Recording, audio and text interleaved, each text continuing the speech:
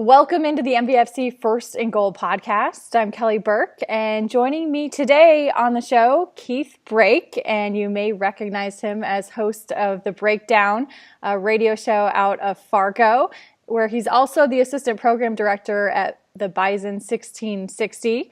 He is the pregame, halftime, and postgame host for Bison football, as well as the play-by-play voice of NDSU women's basketball. Keith, first of all, I want to ask you how you are feeling.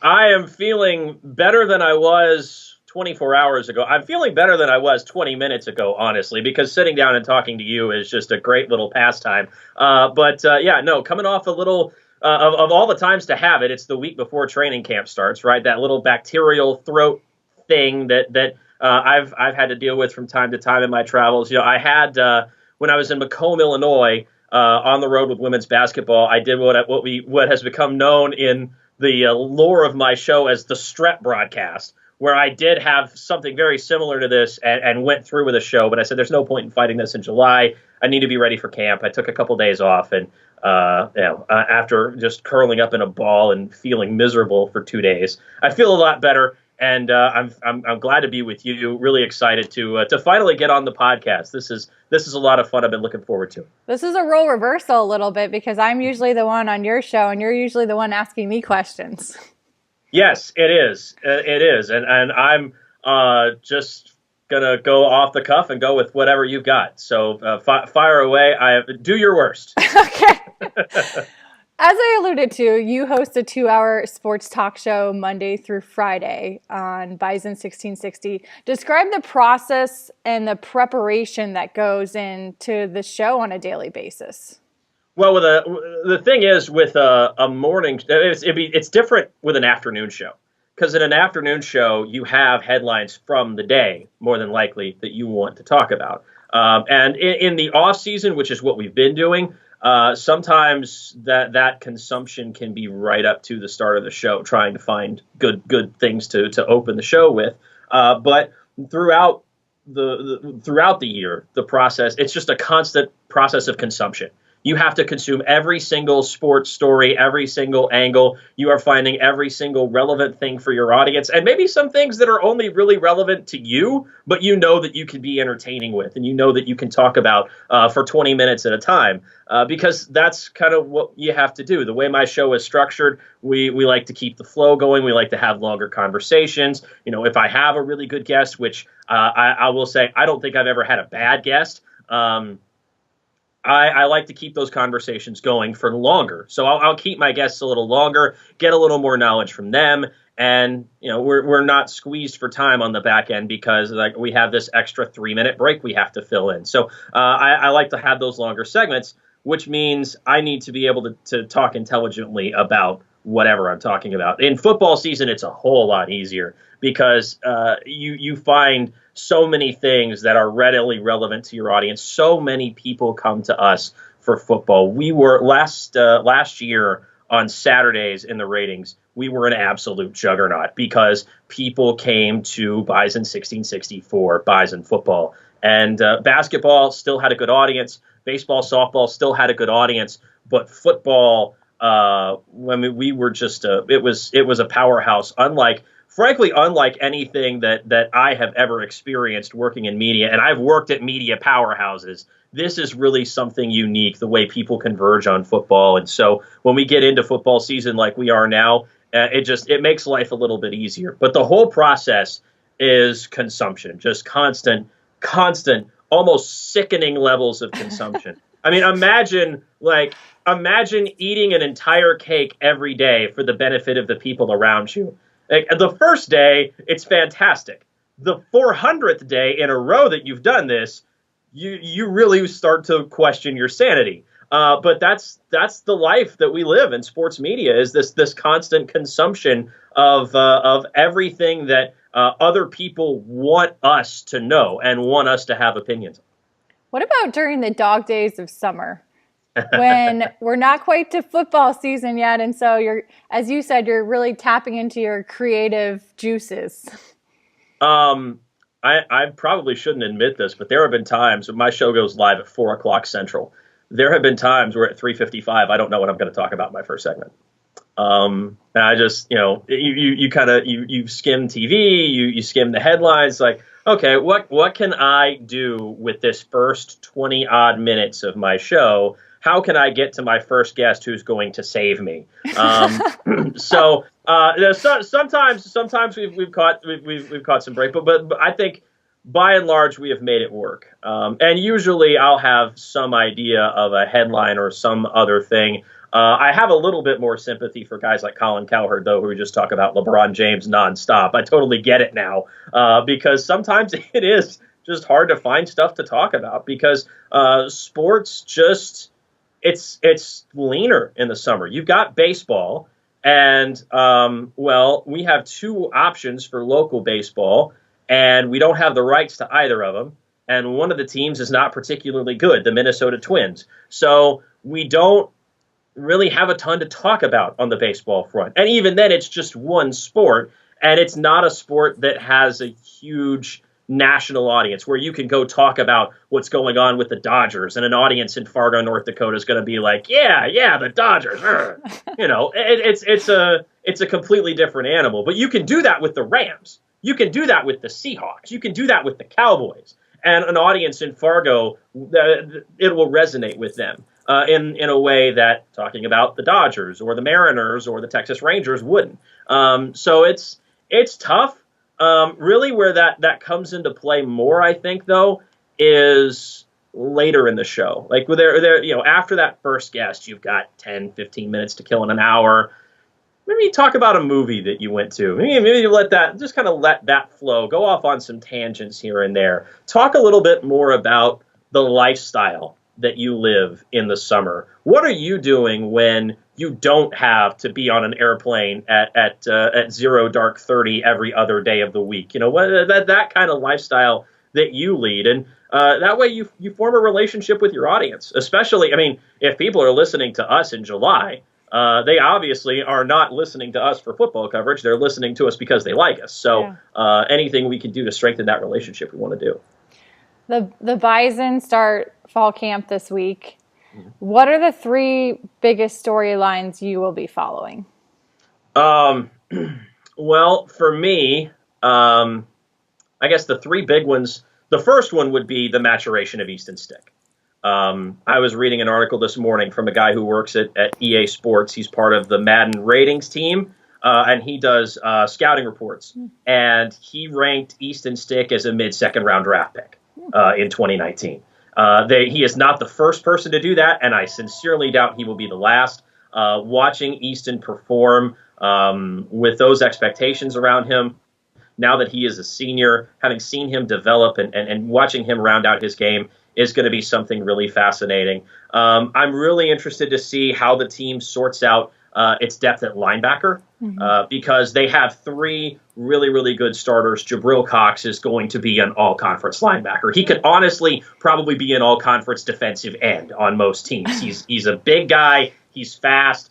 They can play him just about anywhere on the field. They bring back a really, really talented Levi Jortheim to play on the other outside position, and Dan Marlette is the Mike linebacker who mentored behind Nick DeLuca last year. He was going to play a lot more, but he tore his ACL early in the season, and we didn't really get to see much of him. But now he's coming back for his senior year. Jortheim is a senior. Jabril is a sophomore, and he's already grown by leaps and bounds. So those three guys are fantastic.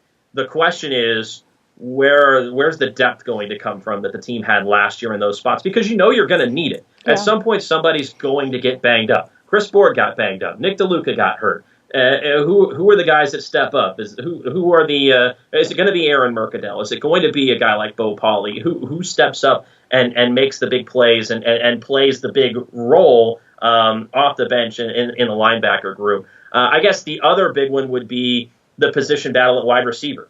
Darius Shepard he's a known entity by this point. He is one of the nicest, humblest guys off the field. On the field, he is one of the meanest, most competitive son of guns I have seen play his position. And he's got to be, because he is by no means the biggest dog in the fight, whatever the fight is. But he just plays hard, and he plays with speed. And you got Des Kane on the other side, who's an Illinois transfer. try to come into his own. Didn't play a ton last year, didn't get a lot of looks. Christian Watson is a guy who's coming back from injury. He missed all of the spring, but he is expected to be good to go, I think, in mid-August. So he's someone that there are high expectations for. And then there's a true freshman they think might have a chance to contribute early in Phoenix Sproles. So there are a lot of other guys in that group as well that I'm overlooking, guys like Dallas Freeman. I could go on all day with the wide receivers. But part of that, Kelly, is the fact that there isn't really anything settled about the wide receiver group beyond Darius Shepard is the unquestioned number one guy. But there are a lot of catches to replace with no R.J. Urzendowski, and then you look at the tight ends that they lost, Connor Wentz and Jeff Ilias. How do all of those receptions get passed around? Who do those receptions go to now? Who do those targets go to now? That's a big question for North Dakota State, I think. Is Phoenix, I'm assuming is he related to Darren Sproles? He is. Okay. He is related to Darren. He's one of those guys that just, he has an energy and a passion for football about him. Like, you can tell it's in the family. Yeah. When the recruiting class was coming together last year, every school has this. They have the leaders on social media that keep a class together. You know, when Craig Bowl left for Wyoming, it was Easton Stick who kept that recruiting class together. And they all came in together and won a couple more national championships, and probably might even have one more in them. Phoenix was one of those guys. He and Trey Lance were the guys last year. Trey Lance, the quarterback prospect out of Marshall, who they think has a very bright future here as well. They were guys who were very active, very vocal on social media, supporting other prospects, supporting their teammates, future teammates, even potential future teammates, telling them, hey, this is a good place for you to be. This is a place to be. Really looking forward to building something special here with you. You know, Phoenix is one of those guys who I have no doubt he's going to have a special career here by the time he's done, because he just so clearly wants to be here. I mean, regardless of his talent, he just wants to be here. He is all in on the green and gold, and having that attitude when you walk through the door for the first time goes a long way. Yeah. You mentioned Easton Stick, and I'm curious why you think for the majority of his career he's been so unappreciated by especially the national media. Well, I think part of it is the fact that he plays in an offense that doesn't require him to throw a lot, and he plays for a team that runs the ball a ton because they're typically ahead in games and they're trying to preserve leads. They don't really need him to throw that much. So he doesn't throw the ball 450, 500 times a year like Devlin Hodges does. I made this point earlier this summer on my show when Hero Sports put out its All-American teams. Devlin Hodges was the first team All-American quarterback. Easton Stick was second. And somebody asked me, is like, are you mad? Do you think that was wrong? And it's like, no, not at all. Because remember, Carson Wentz didn't win any All-American awards when he was at North Dakota State. He didn't get any sort of national recognition until his senior year, when people started really drilling down on the tape on quarterbacks.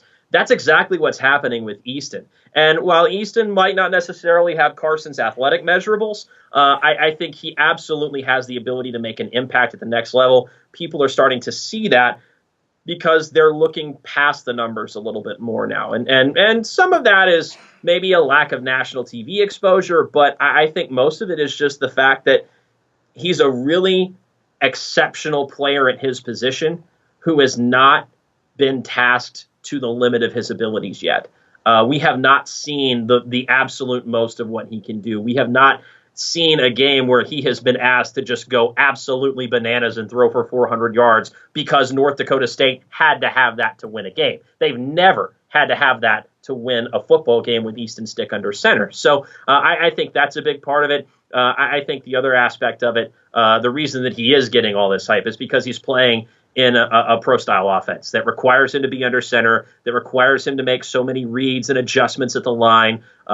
He is mentally where an NFL quarterback needs to be. He's going to have that ability to slide into an offense right away. So, but as far as getting national recognition, in this day and age, if you're good enough, they're going to find you eventually. So I think it's really just a matter of going where you fit best and developing and turning yourself into the best football player you can be. Easton's come to North Dakota State and done just that. Yeah. How does his personality handle that? He seems like a pretty easygoing, humble guy.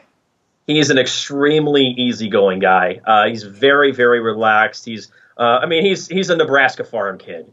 He's not from the farm, but he's from Omaha. But he's got that sensibility about him, the same way that Carson Wentz does. Very modest, very humble, keeps his head down. I asked him back in the spring. I said, Easton, this draft buzz is starting.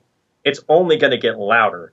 How are you reacting to this? It says, there's draft buzz? I haven't read a thing. Easton tunes all of that out, and he is singularly focused on making himself the best person he can be. He's not worried about what anybody else thinks. He actually doesn't, to my understanding, he doesn't even have Twitter because he just needed to get away from all the noise. And I was like, well, as a media professional, I can't do that, but I still respect the hell out of that. It's really, he's an impressive kid. He's extremely mature. He's way more mature than I was at his age, as evidenced by the fact that he graduated summa cum laude in 3.5 years. Well, I graduated limping across the finish line in 5. He's an exemplary individual. He handles all that pressure with so much grace. It's almost like he has 300-pound men running at him every day. Who would imagine? I had read a story because he had gone to the Manning Passing Academy that when he got the call, Archie Manning was the one that called him, and I guess he likes to go to bed early, and so he was on his way to bed or something, and he just didn't recognize the number, so he didn't answer it. And then he wakes up to a call the next morning, a voicemail from Archie Manning, and he thought it was a joke, I did talk to him after he got back from Thibodaux, and at Thibodaux, that's where Nickel State is. And I said, "So, what'd you think of the turf down in Thibodaux?" He said, "Oh, it's hot." That's all he said. It was hot. That's like, yeah, that's Louisiana for you. That's Louisiana in a nutshell. It's just, but it's really special to give a quarterback that kind of opportunity. And it's not a be all end all thing. Jeremiah Briscoe went there last year, and he had draft buzz until he came to Fargo in the semifinals and kind of got exposed. Yeah.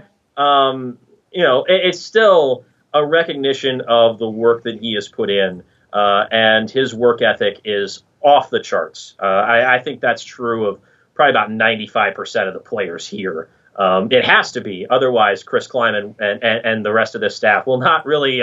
They don't tolerate fools very well up here. I mean, they'll give you some grace, but they when the time if the time comes, they will get in your ear about stuff.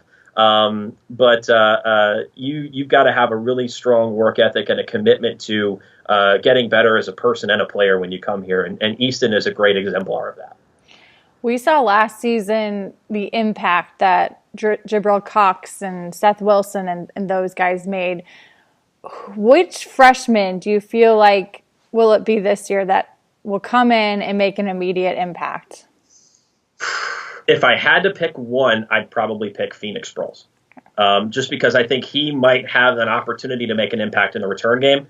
That's an area NDSU has been kind of dissatisfied. I won't say dissatisfied with necessarily, because it by no means has cost them games. But I feel like it's something they could get a little more production out of in the long run. And if Phoenix has the ability to bring something to that, especially if you pair him on kickoffs with Ty Brooks, my goodness, that level of speed is just incredible. And it's one less rep that Bruce Anderson has to take. It's one less rep Darius Shepard has to take. You're insulating your seniors a little bit, and you're giving this freshman an opportunity to contribute. How much would he contribute on offense? I don't really know. I can't really say. But I think he's kind of the guy that I've got circled, especially with the redshirt rule change, as somebody who is probably going to get all 4 games to show what he's got. Yeah. As far as the injuries were a big factor last year, you have season-ending ones to guys like Greg Menard, you mentioned Dan, and then you had guys missing pockets of time like a Levi. So who do you see out of that group that will have the biggest bounce back here this year?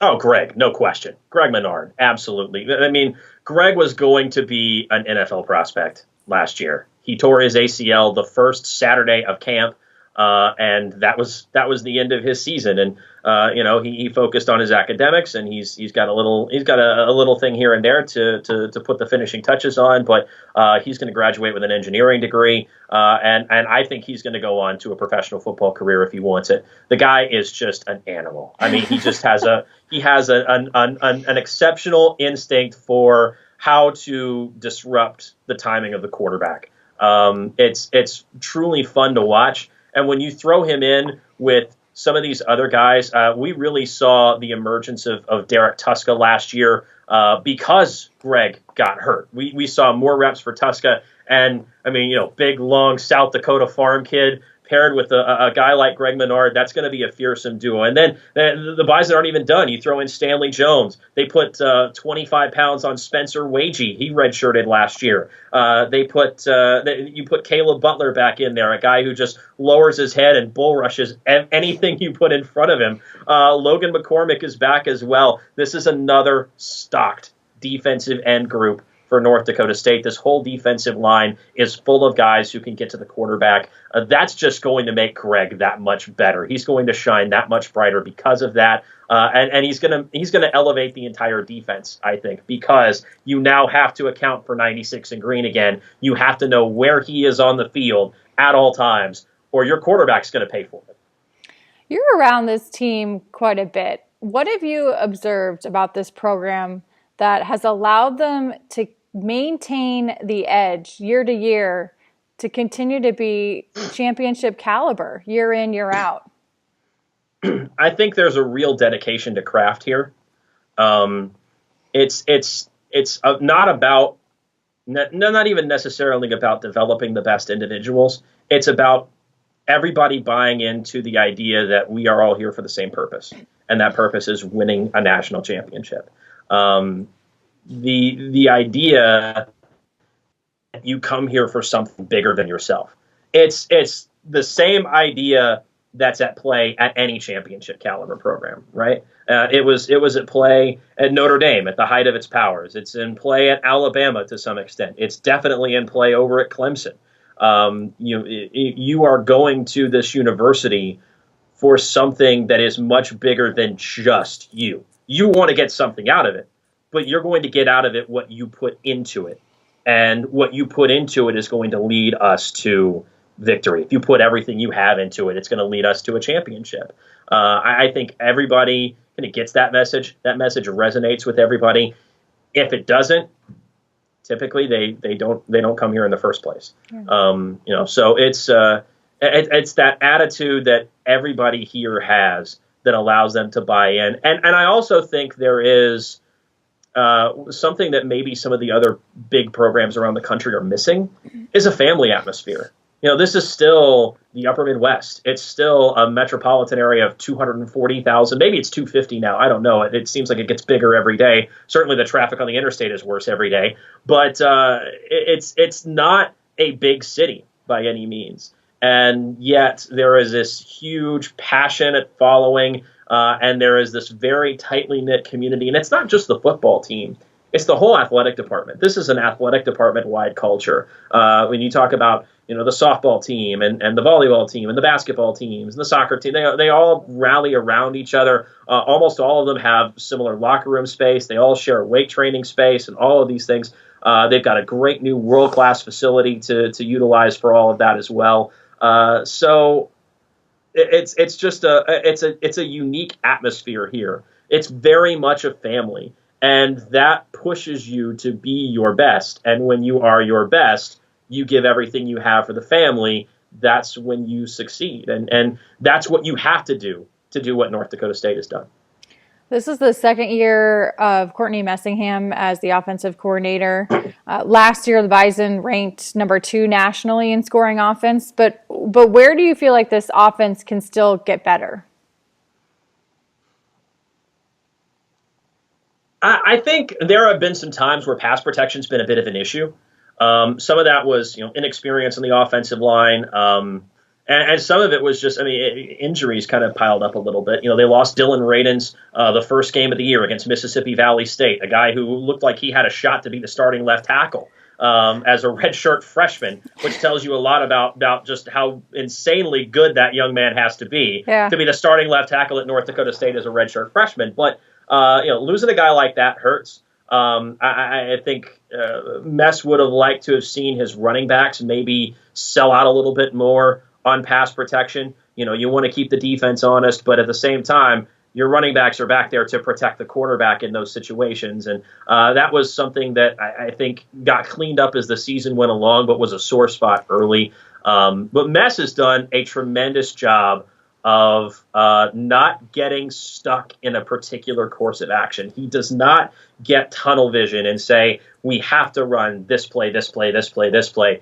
He does a fantastic job of telling everybody, listen, we're going to take what the defense gives us. We're going to find the best matchups, and we're going to beat them over the head with our best matchups. And so I really love that about him. He's very versatile. He utilizes all of the weapons in this offense in so many different ways, and he has so many different weapons. This team has 6 running backs out of the chute this year, Kelly. Now, of course, we said that last year. They ended up with 2.5 healthy running backs for the national championship. But this group is he's got a lot of talent to work with, and I think he's going to have this group operating at optimum efficiency from the jump again in 2018. But if there were one thing that I could say Mike could do a little bit better, would be pass protection just in general. But the addition of Dylan Radins to the offensive line, another year in the weight room for a guy like Seth Wilson, that's going to help a lot. My conversation with Keith Brake continues in just a second, but if you're enjoying this edition of the MVFC First and Goal podcast, check out all the Lineup Media Group offerings, sports and non-sports podcasts. Now back to the show. Which game on the NDSU schedule concerns you the most? At Northern Iowa. I think that might be the toughest game they play all year. Delaware's going to be really good. I think people have kind of underrated them a little bit because, last year 7-4 under Danny Rocco. They missed the playoffs, didn't have a quarterback, struggled to move the football. But Delaware's got some dudes on defense. And if they have found a quarterback, which it sounds like they have, they're going to be a force to be reckoned with. But the Bison are at home for that game, and it's difficult to come in here and slay the lion in the lion's den, so to speak. There are not many teams that have been able to do that over the years. I would say the toughest game on the schedule for them is going to be at UNI. I think it's going to be an absolute slobber knocker. UNI is going to have some time to get their defense together because they're replacing some key pieces there. I'm really eager to see how Eli Dunn matures. I think having a full season of Marcus Weimiller is going to help him out a ton in the backfield. He's also going to be without his top target, though, in Doris Fountain, who's off to the National Football League. But I think that UNI team could be really, really good. I think Youngstown could be good as well. And, of course, South Dakota State will come in here and give the Bison a game. But, again, those two are at home. You go on the road to the Unidome. That's a difficult place to go play and go win. It always has been, probably always will be, even for a team that has national championship aspirations. This Bison team is already being compared to the 2013 team that went undefeated, despite not playing it down yet. So why do you feel like this team is equipped to handle and navigate, the weight of all those pressures? There's a poise about the leadership group here that I really like. And it's not necessarily the older guys. It's not just the Greg Menards and the Robbie Grimsleys and the Jalens on defense, or, Easton Stick and Bruce Anderson, Lance Dunn, Darius Shepard on offense. It's the young guys, too. Jabril Cox is battle-tested, and he shows that every single day. He is a lead-by-example type of guy. He wants to be the first man into any scrum, the first man on the ball at all times. Like, he loves to set the tone for the rest of the defense. Josh Hayes is a guy who's battle-tested now at corner. Marquise Bridges was somebody who came in a pinch last year, was converted to wide receiver in the fall, or from wide receiver in the fall of 2016 to cornerback. So he'd been a corner for about a year He came in against Sam Houston State after a couple of injuries and picked off Jeremiah Briscoe twice. Then got another pick in the national championship game a few weeks later. So, he's a guy who is just ready to get out there and play. He's got the experience to go out there and lead if the situation calls for him to lead. It's almost like everybody has a general's baton in the backpack, so to speak, when this team takes the field. Anybody can step up and lead at any given moment. Anybody who needs to be the guy can go be the guy. And when you have a team like that's got that kind of leadership, you know that everybody's going to keep their composure. Nobody's going to lose their cool. Nobody's going to take a silly, unsportsmanlike penalty that's going to cost you 15 yards at some point. You can really start to trust everybody to do their own jobs, and it just makes the whole process that much easier. So I think this team definitely has the ability to run the table. I think every single game on the schedule is a game that you can look at and say, I have confidence that North Dakota State can win this game. There are some games that are more concerning than others, some games that will pose a bigger challenge than others. But I think it's the leadership, the right intersection of veterancy and youthful energy that really makes this team stand out among the North Dakota State teams we've seen the past few years. I'm not ready to compare anybody to 2013 yet, though. I still want to see how this team looks the first couple weeks on the field. Does it concern you at all when you think about the playoffs that the Bison have 7 home games on their schedule? Not at all, because I think the expectation is that North Dakota State will be at home for at least 1 and possibly 2, if not all 3 rounds of the playoffs that they would be playing in. The expectation, of course, being the Bison are going to find their way to a first round bye. I think the expectation is North Dakota State will not play a road game after the end of the regular season until Frisco. Like their next road trip will be Frisco. Yeah. So which to that end, which isn't even really a true road game. It's not a even neutral a true road site. game. Right. It's a neutral site game, and they send 12,000-15,000 people down there every year anyway. So I don't think that's a concern at all. It's something actually that the athletic department stresses. They want to have 7 home games. They want the fans to have the opportunities to pack the Fargo Dome and watch this team play as much as possible, which is exactly what you would expect from a power football program. That's what the SEC teams do. It's what they do in the Big Ten, Pac-12. They load up the home slate. They'll load up the home slate with whoever's willing to make the trip to Fargo and give their fans as many chances to see the team as they can. You worked at IMG College Sports for several years, and this is obviously before you took the job in Fargo, but tell me about some of the high-profile universities that you worked with and your role. Well, I was a studio host and producer, so IMG, the way the offices are set up is everybody has a cube, and inside the cube, as obviously all the things you need to conduct a 9-to-5 office job, but also all of the equipment you need to run a radio remote. So you've got your access, and you've got like ISDN units and things in a little box under the desk. There's a giant Mackie board with all the sliders and the auxes and everything sitting on the desk, front and center. There's computers with all the software you need on it. Everything is built in to every office in the building. Every office is also a studio. So they run probably about 50, 60 schools at their peak out of a hub in Winston-Salem, North Carolina. They have a ton of football broadcasts every Saturday. Every office is in use. Some of them are in use more than once. It's this huge enterprise. As for schools, I could probably give you the full list, just ramble through all of them, and you can edit it down later. But just to hit the highlights, my primary assignment was the University of Connecticut, UConn Huskies. So I did football and men's and women's basketball with them. And my first year was 2013-14 when the basketball teams both won the national title. That's awesome. Yeah. I also worked with, I did a broadcast with University of Notre Dame. I did a broadcast with University of Kentucky. Arkansas, Michigan. I did UCLA for a little bit. Washington. golly, I'm just trying to dance around the country. Florida, Vanderbilt, South Carolina.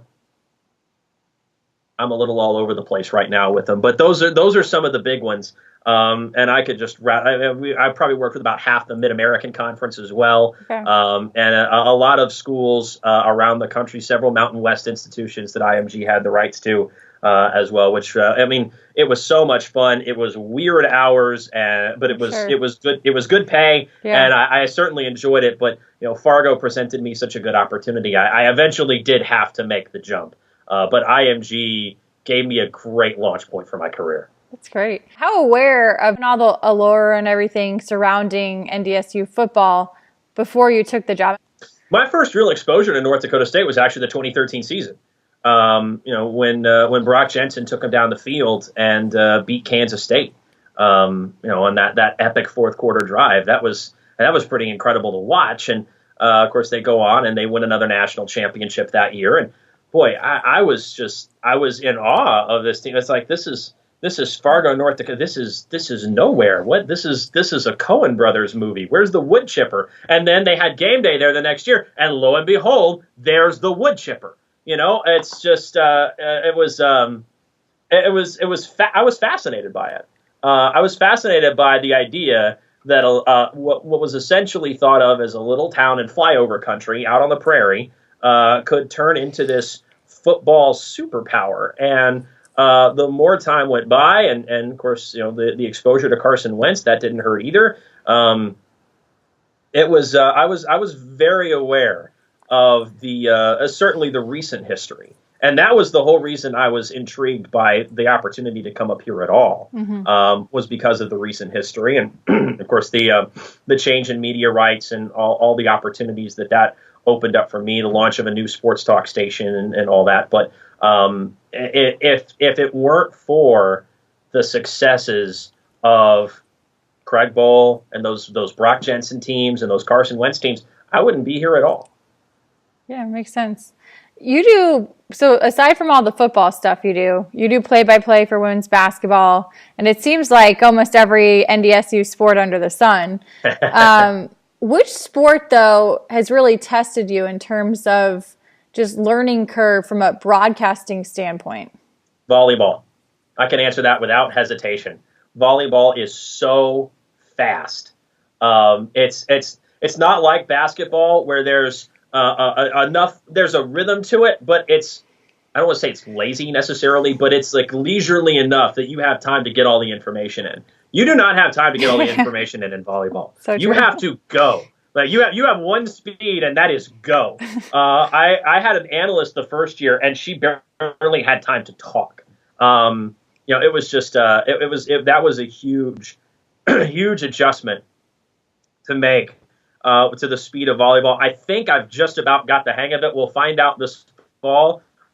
I'm going to have a volleyball matches on this year, which is always a lot of fun, and that's a really exciting program to be around as well, because they've got a lot of youth and a lot of energy, and a new head coach who's a legend around the program. They could be really good again this year as well. So I'm looking forward to that. But volleyball is the one that's probably challenged me the most, just in terms of speed, because I cut my teeth in baseball. Yeah. And baseball and volleyball, totally as opposite. you can imagine, Yeah. Oh, I know. Yeah. Very, very, very different. I had a similar experience. I started doing volleyball maybe 3 years ago, probably around the same time you did. I started as an analyst. I've done some play-by-play though, but yeah, it was a little bit different beast to deal with in terms of being succinct as an analyst, to be able to talk, and just even from the X's and O's standpoint, if you don't play the game at a really high level, I don't think as a general fan you understand the intricacies and just how much strategy is involved in the sport. Yeah, well, I actually got my start in college at East Tennessee State about 2010. So that was just like smacked in the face with the learning curve there. Yeah. 20-year-old broadcaster, never even seriously watched volleyball in his life, no idea what he's looking at, just trying to keep up as best he can. Yeah. no, I was much better with soccer at the time. I like to think I still am, although I will advocate for teams to stop wearing white numerals on white jerseys. Please end that. That is repugnant for a broadcaster, especially when the player's 100 yards away from you on the other side of the field. You really just have to guess at that point, which I don't like doing. I'm very detail oriented. I'm a perfectionist. I don't like doing that at all. But it's. No, I started out with soccer and volleyball at East Tennessee State. Then I got a little baseball in. I got a little softball in that way as well. Went the minor league baseball route for a couple of years. Decided that wasn't for me. IMG was working, and IMG led to this. So I overall can't express dissatisfaction with where I got to. But in some ways, especially with volleyball in particular, it felt like I was just learning all over again when I started calling games up here. Keith, you're a published poet. Where did that interest develop? It's very, I don't hear that very often. I had a poem published in a university literary magazine my senior year of college. It was about baseball, because of course it was, called Walk Off.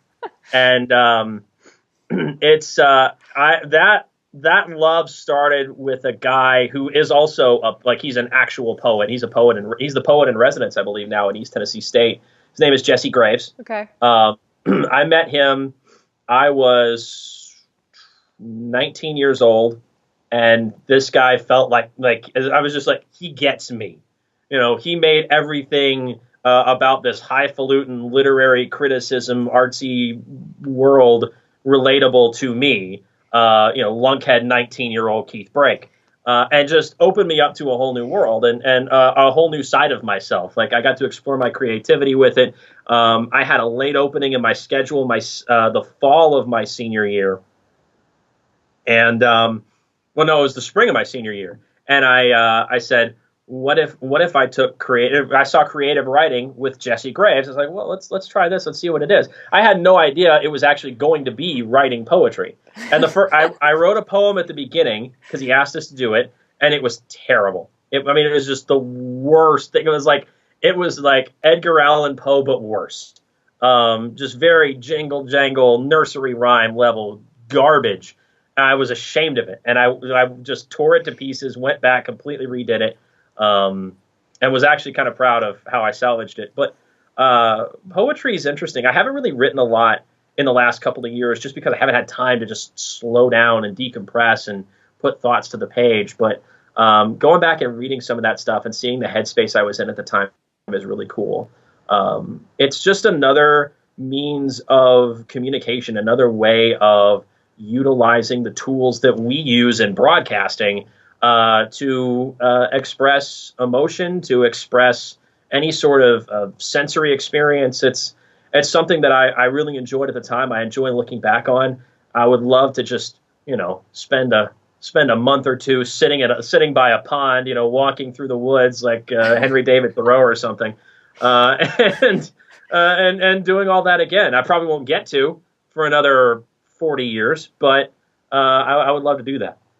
Interesting side story. So I grew up for 10 years in New Hampshire. So okay. Robert Frost is from, yes. So second and third grade, I spent a lot of time, we had to memorize a lot of his poems. So I'm very familiar with the work of Robert Frost. Yes. Robert Frost is one of my favorites. Sometimes he used to be really snarky about stuff too. Like he's a very interesting guy, very interesting wit.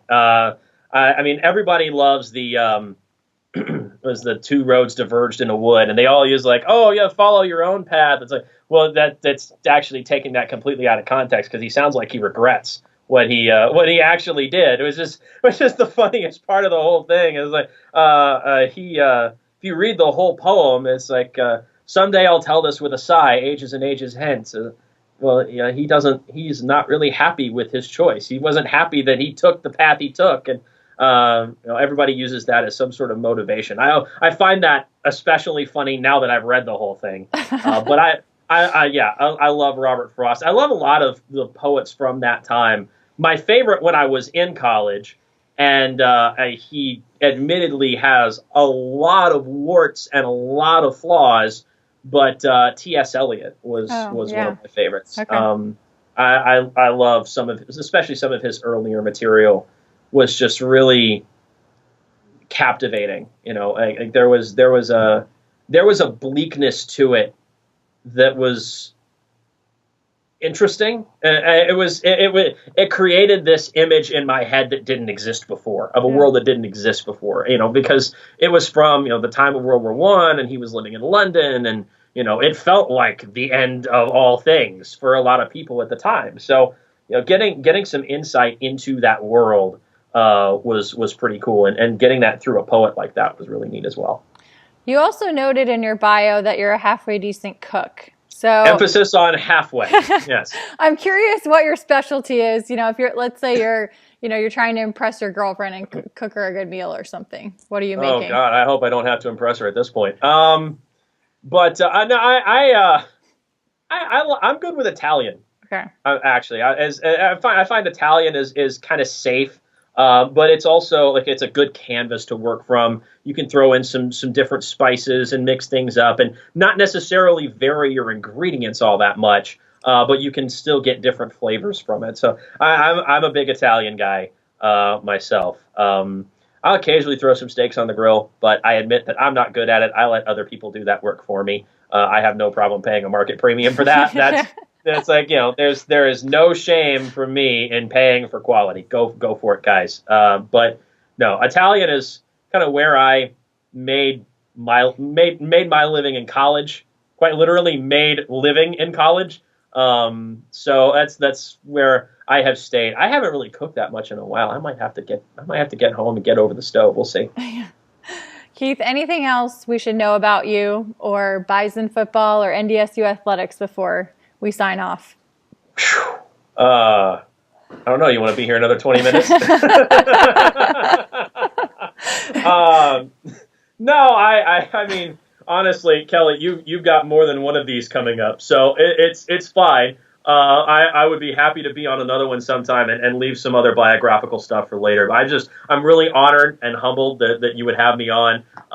It's really cool to be part of this wacky, wild ecosystem of college sports in such a way that now I am the person who is on these things rather than just the person who consumes them and goes, wow, that guy seems really interesting, or wow, that guy seems really pretentious. And I'm sure you'll probably get both reactions to this podcast. But I just thank you so much for having me on. It's been a real pleasure. And looking forward to a great college football season. Yeah, absolutely. I'm looking forward. I'm coming on your show later today. So looking forward to that. And I appreciate you taking the time as always. And just ready to get this football thing going. Absolutely. If you like what you heard from Keith Brake and our MVFC First and Goal podcast, please take a minute to share, subscribe, and leave a review. lineupmedia.fm also is home to many other sports podcasts, shows like Chase and Pucks with Panger, Behind the Eight Ball, and Coach Your Brains Out. You can also find us on iTunes and Stitcher.